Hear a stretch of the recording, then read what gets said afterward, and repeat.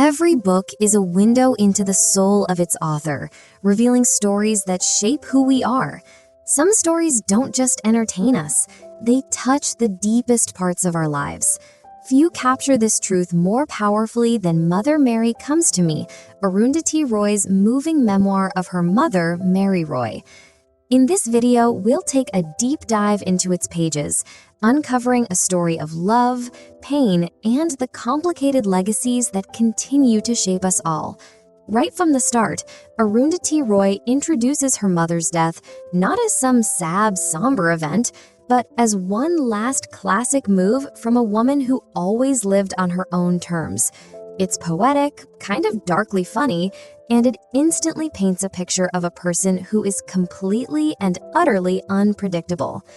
Before we go further, make sure to subscribe so you don't miss future summaries like this one. Mary Roy was a huge public figure, a hero to many, but in private, she was a very different person. This brings up a really tough question. How do you square the public icon with the private tormentor, the love with the cruelty? That's the labyrinth we're about to step into. First, let's look at this central contradiction in Mary Roy's life, this massive clash between her public image and her private, much more complicated reality.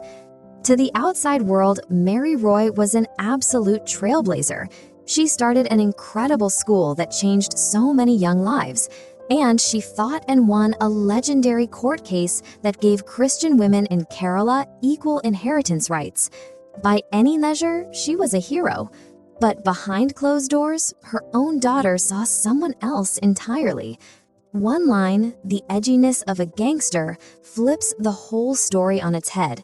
It hints at a life lived with a certain kind of ruthlessness, but also with incredible courage and a total disregard for what anyone thought. This is the heart of their relationship, a constant storm. On one side, there was an irrational, almost helpless love, a kind of radical kindness that Arundhati could only admire from a distance. But on the other side, there was a wild, savage cruelty, a temper that made her mother a tormentor, someone her daughter felt she literally had to escape from. So where did all this intensity, this incredibly complicated bond come from? To understand that, we have to go back to Arundhati's childhood. Her early life was profoundly unstable. She and her mother were basically fugitives, kicked out of their own family's home. Her mother's first school wasn't some grand building. It was a temporary setup in a club that they had to clean up and fold away every single afternoon.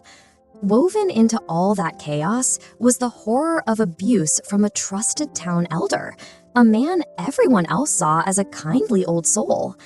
That childhood created a unique, incredibly heavy burden. Roy comes up with a powerful metaphor to describe it. She was the valiant organ child.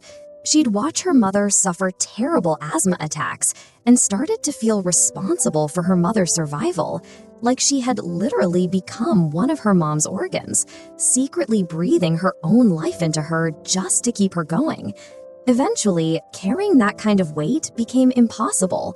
At 16 years old, Roy did the only thing she could think to do. She escaped.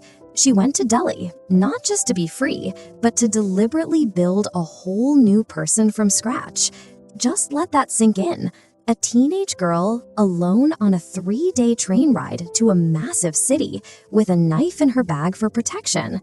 It tells you everything you need to know about the fear, but also the sheer determination that was driving her to get away. In Delhi, she completely transformed. That knife, a symbol of her fear, was traded in for what she needed to survive: street smarts and a big city attitude. It was a fast, radical reinvention, a way to survive and even thrive in this new anonymous world. Crucially, it wasn't just about leaving home. She calls it a secession, like a state seceding from a country.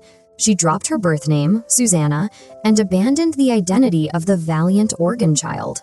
This was a conscious, deliberate plan to become a stranger to her own past. So how do you process a history that painful, a past that complicated? For Arundhati Roy, that secession, that break from her past, became the bedrock of her entire creative life. From a safe distance as an adult, she started to work through it all in her writing. She created fictional versions of her mother, the most famous being the character Amu.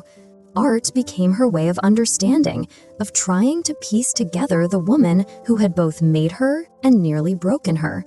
This is the heart of everything, the act of trying to see her mother objectively, to step outside of her own pain and just observe this incredibly complex woman. That was the very thing that turned her into a novelist. That distance, that struggle for perspective, was her real inheritance. It became the source of her art. This brings us full circle, back to the present, to the aftermath of Mary Roy's death, and the impossibly complex, labyrinthine legacy she left for her daughter to untangle. In the end, there's no simple answer here. Roy talks about her mother's ferocious love, a love that was often aimed at the school she built, not at her own kids. The takeaway isn't about anger or even forgiveness.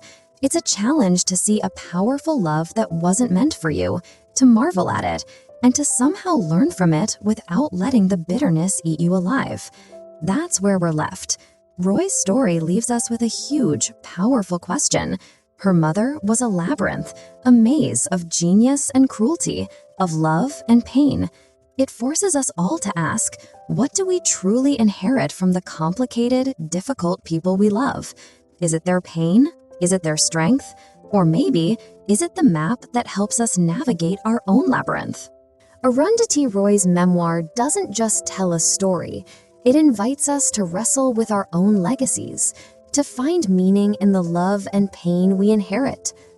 Thanks for joining me to explore this powerful tale. If it moved you, share your thoughts below and subscribe for more stories that uncover the heart of their authors. See you next time.